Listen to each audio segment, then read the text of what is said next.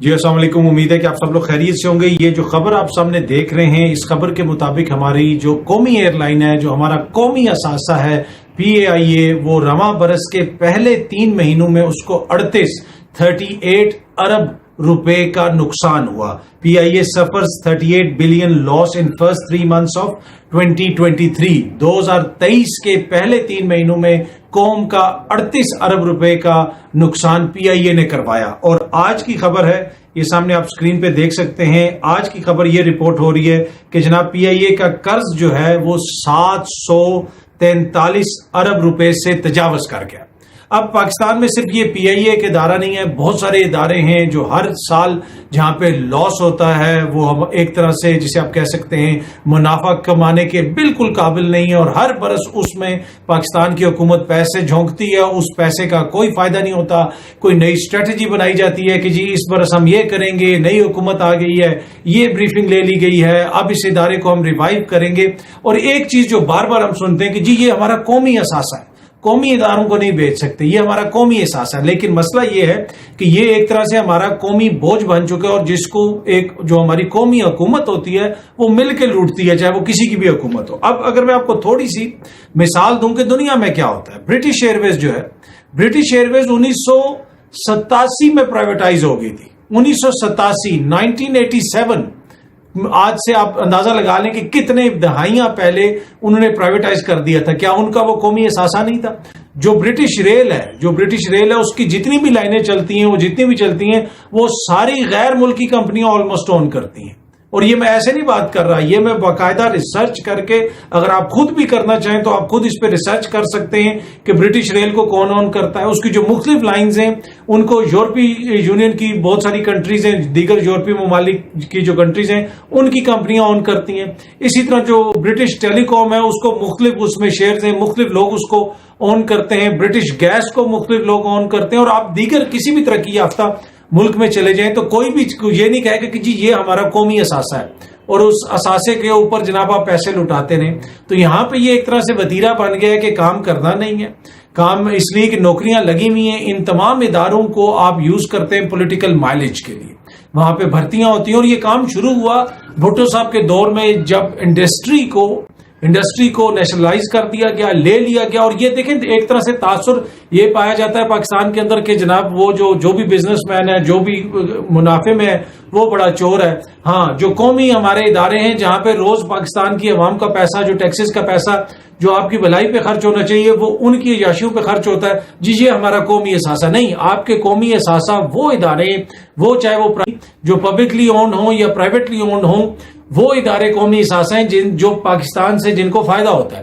تو کوئی بھی حکومت اگر ان کو پرائیویٹائز کرنے کی بات کرتی ہے تو بڑی ہوا شروع ہو جاتی ہے کہ جناب یہ دیکھیں اس میں یہ مسئلہ ہو جائے گا، اس میں وہ مسئلہ ہو جائے گا۔ لیکن اگر آپ کسی بھی ترقی یافتہ اکانومی کو دیکھیں، اس میں بہت ساری کمپنیاں، بہت ساری جو ہیں وہ اونرز آپ کو نظر آئیں گے مختلف اداروں کے، جن کے حوالے سے یہ تاثر پایا جاتا ہے کہ جیسے شاید اس کو وہ اس ملک کی حکومت اون کرتی ہے۔ اور دوسری بات یہ ہے کہ رول آف لا جو ہے وہ بھی بڑا امپورٹنٹ ہے۔ کوئی بھی نظام حکومت ہو، کوئی بھی کمپنی اس کو اون کرتی ہو، جب تک رول آف لا نہیں ہوگا نا، یہ نہیں ہے کہ صرف جمہوریت ہے تو جمہوریت میں ہی ترقی ہوتی ہے، نہیں، جمہوریت ایک بہترین نظام ہے، میں اس کو سپورٹ کرتا ہوں۔ لیکن بہت سارے ایسے ممالک ہیں جو آسودہ ہیں جہاں پہ جمہوریت ہے، لیکن وہاں پہ ایک چیز ہے، وہاں پہ رول آف لا ہے۔ رول آف لا کو کوئی نہیں توڑ سکتا، جو رول ہے وہ سب کے لیے ہے۔ آپ مشرق وسطیٰ کے دیکھ لیں ممالک، وہاں پہ آپ دیکھ لیں قانون کے اوپر کیسے عمل درآمد کروایا جاتا ہے، تو وہاں پہ بھی آپ کو ترقی نظر آئے گی، آسودگی نظر آئے گی۔ تو قانون کی جو حاکمیت ہے وہ بنیادی چیز ہے، اور ہمارے ہاں قانون کی حاکمیت آپ کو کہیں پہ بھی نظر نہیں آتی، اور وہی چیز آپ کو ان اداروں میں نظر آتی ہے۔ اسٹیل مل ہو جائے، PIA ہو جائے، وابڈا ہو جائے، آپ کی ریلوے ہو جائے، ہر کسی میں آپ کو نقصان ہو رہا ہے، ہر کسی میں آپ کو نقصان ہو رہا ہے۔ اور ساتھ ساتھ یہ کہا جاتا ہے جی یہ تو ہمارے قومی اثاثے، نہیں جی یہ قومی بوجھ بن چکے ہیں، قومی اثاثے نہیں ہیں۔ آپ نے اکانومی کو ریوائیو کرنا ہے، پرائیویٹائز کرنا ہے، جس طریقے سے کریں۔ اس میں جو سیاسی حکومتیں ہیں وہ بھرتیاں کرتی ہیں، کوئی کسی نے بھی بھرتی کرانا ہونا وہ وابڈا میں اپنا بندہ بھرتی کرا دیتا ہے، PTV میں اپنا بندہ بھرتی کروا دیتا ہے۔ یہ PTV میں ایک دفعہ میں گیا، PTV میں وہاں پہ کسی صاحب سے ملنے گیا، ان صاحب کا جو آفس تھا وہ کوئی بڑے لیول کا بندہ نہیں تھا، وہ مطلب کہ یہ نہیں میں کہہ رہا کہ میں MD کے آفس کی بات کر رہا ہوں، نیچے آپ عام ڈائریکٹر لیول کا بندہ، اس کے اوپر ڈائریکٹر نیوز کر لیں یا کنٹرولر نیوز کر لیں آپ ان کے، یہ تو ایسی میں نے مثال دی ہے، کوئی مینیجر کر لیں آپ۔ میں اس کے آفس میں گیا، وہ آفس اتنا بڑا ہے، اتنا بڑا اس بندے کا آفس تھا کہ اتنے ایریے میں تو بی بی سی کے 5 ایگزیکٹو بیٹھ جاتے ہیں. وہ ایگزیکٹو جن کے کھربوں روپے یعنی billions of pound, billions of dollar کے جن کے پاس سالانہ بجٹ ہے، کہ مطلب ان کا سالانہ بجٹ اتنا ہے کہ 4 6 5 8 10 بلین ڈالر ان کا بجٹ ہے. اور ہم نے پورے ملک نے 3 بلین لینا ہے آئی ایم ایف سے، اور جو ہم نے کیا، جس طرح ہم نے اپنی ناک رگڑی، ہم نے پاپڑ بیلے، وہ ہمارے سامنے ہے. تو وہ بی بی سی جیسا ادارہ جس کے بلینز آف ڈالرز کا بجٹ ہے، اس کے ایگزیکٹو جتنے سے ایریا میں 4-5 بیٹھ جاتے ہیں جو پورے اس ادارے کو چلاتے ہیں. یہاں پہ ہمارا پی ٹی وی میں ایک مینیجر اس سے بڑے آفس میں بیٹھا ہوا ہے. اور یہ جی قومی اثاثہ ہے، پی ٹی وی بھی قومی، ریڈیو بھی قومی اثاثہ ہے، ہر چیز قومی اثاثہ ہے. یہاں پہ قومی اثاثوں کے نام کے اوپر جو اس ملک کے ساتھ ہو رہا ہے 75 برس سے ہو رہا ہے، اس کو دیکھنا پڑے گا. جو بھی حکومت آئے، چاہے موجودہ حکومت ہو، نگراں، وہ اس کو پرائیویٹائزیشن کے حوالے سے دیکھ رہے ہیں. لیکن جو الیکٹڈ حکومتیں ہیں آبویسلی ان کے پاس مینڈیٹ زیادہ ہوتا ہے، وہ کرتے ہیں. تو جب یہ آپ کو چورن بیچا جاتا ہے نا کہ جی وہ ادھر ہماری ایک بلڈنگ پڑی ہے اس کو بیچنے لگے ہیں اور وہ بہت بڑا اس سے تو پروفٹ ہو سکتا ہے، یہ بالکل سراسر جو ہے نا اس میں میجورٹی ایسی چیزیں ہوتی ہیں جو صرف ہیر سے پہ ہوتی ہیں، یعنی اس میں حقیقت کوئی نہیں ہوتی. اب یہ پی آئی اے ہے نا، جب بھی کوئی حکمراں آئے گا ایک نیا افسر وہاں پہ تعینات کر دیا جائے گا، کبھی اس کو کسی اور ادارے سے کوئی افسر لے آئیں گے، کبھی کہیں اور سے افسر لے آئیں گے، ایک بریفنگ بنائی جائے گی، پھر آپ کو بتایا جائے گا کہ جو عظیم ماضی تھا ہمارا، وہ سامنے بٹھا لیں گے وزیر اعظم صاحب کو، عظیم ماضی تھا ہمارا، ایمریٹس ایئر لائن ہم نے کھڑی کی، یہ ہم نے وہ کھڑا کیا، اور وہ سلائیڈز دکھانے کے بعد پھر وہ آپ کو بتائیں گے کہ ہمارا شاندار مستقبل. ایبسلوٹ ربش، کچھ بھی ایسا نہیں ہوتا. یہ ادارہ کبھی بھی پروفٹ میں نہیں آ سکتا. اس کو پرائیویٹائز کریں. یہاں پہ سرکاری جو بھرتیاں ہوئی ہوئی ہیں، عوام کے پیسوں سے لوگوں کو تنخواہیں دی جا رہی ہیں، مراد دی جا رہی ہیں، جتنے بھی اس قسم کے ادارے ہیں ان سب کو پرائیویٹائز کیا جائے. پرائیویٹ اونر چلائیں گے. وہ جو برطانیہ نے 1987 میں اپنی برٹش ایئر لائن، جو برٹش ایئر ویز، جو پوری دنیا کی بڑی مشہور ایئر ویز ہے اور وہ برٹن کے نام کے ساتھ جو ہے اس کا نام ہے برٹش ایئر ویز، تو وہ انہوں نے کیوں پرائیویٹائز کی؟ ان کو اس چیز کا ادراک اس وقت ہو گیا تھا کہ جب ادارے سرکاری تحویل میں ہو تو لوگ پھر اس کو سرکاری نوکری پہ کسی کا کام کرنے کا دل نہیں چاہتا. ابھی بھی آپ پی ٹی وی میں چلے جائیں، اتنا زیادہ عملہ آئے گا، ہر قسم کا عملہ آئے گا، لیکن آپ ان کی پروڈکشن دیکھ لیں، کچھ بھی دیکھ لیں، آپ جو ہے بندہ حیران رہ جاتا ہے کہ کام کرنے کا کسی کا دل ہی نہیں چاہتا کسی بھی سرکاری محکمے میں. 2 بجے جناب چھٹی کر کے گھر چلے گئے.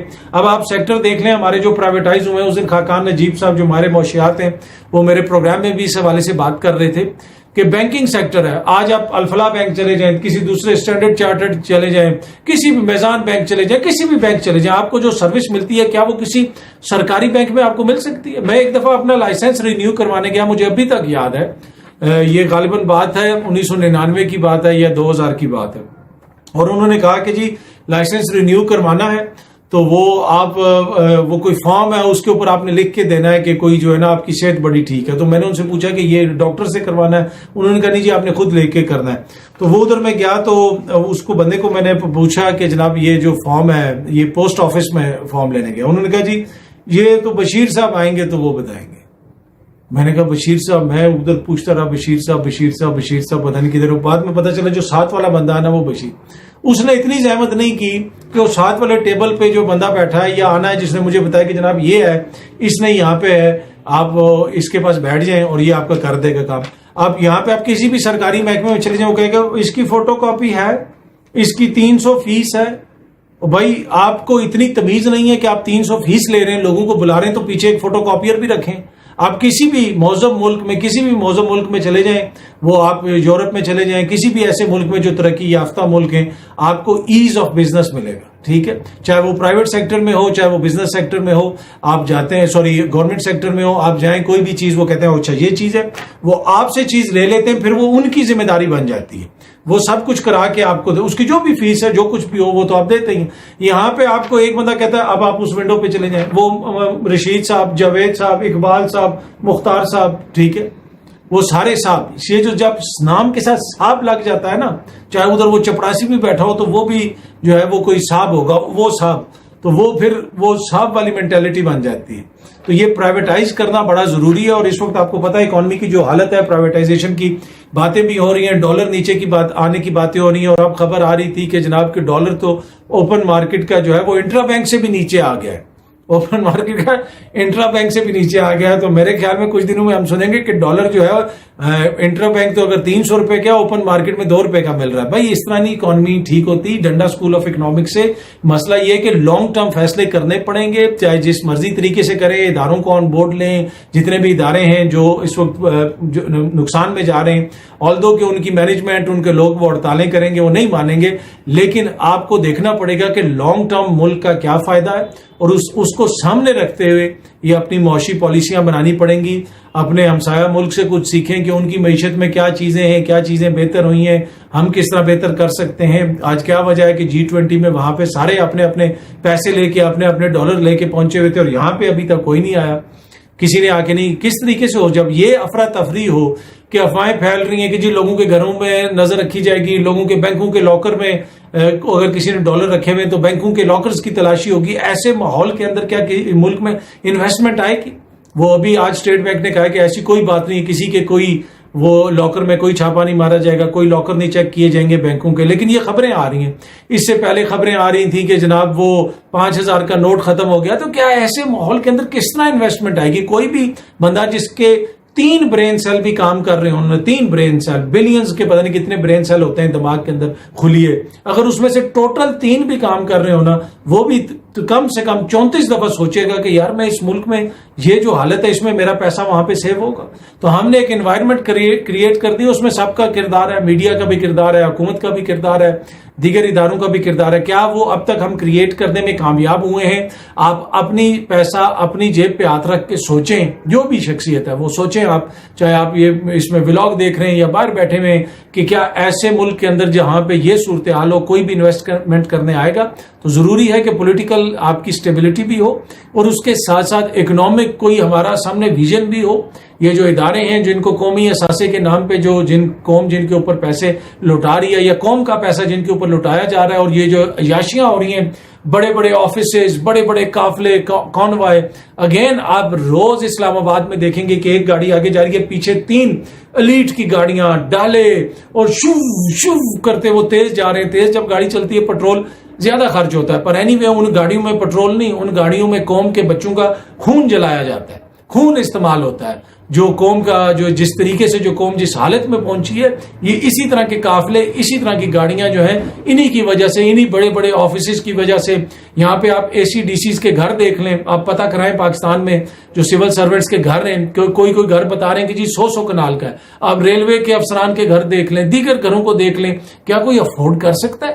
کیا ہم افورڈ کر سکتے ہیں؟ یہ تو ہم ایک میڈنس, ایک بالکل پاگل پن ہے کہ اس کے تحت ہم ایک سمت میں جائی جا رہے ہیں جہاں پہ آگے یا تو گڑھا ہے یا آگے کوئی ایسی دیوار ہے جس میں ہم ٹکرائیں گے اور سب کچھ چکنا چور ہو جائے گا. تو یہ سوچنے کی ضرورت ہے ہم سب کو کہ ہم کدھر جا رہے ہیں. خدا را اپنے خرچے کم کریں, اور اس میں حکومت کے خرچے, چاہے وہ یہ اس طرح کے محکمے ہوں, اس طرح کے ادارے ہوں جہاں پہ پیسہ ضائع ہو رہا ہے, یا پھر جو افسر شاہی کی موجیں ہوں, اور اوورآل یہ جو ایٹیچیوڈ ہے, کلچر ہے, جب تک یہ تبدیل نہیں ہوگا, یقین کیجئے جتنی مرضی ہم ریفارمز کی باتیں کر لیں, جو مرضی کر لیں, اکانومی درست سمت کی طرف نہیں جائے گی. بہت جلدی آپ سے دوبارہ ملاقات ہوگی. Thank you so much.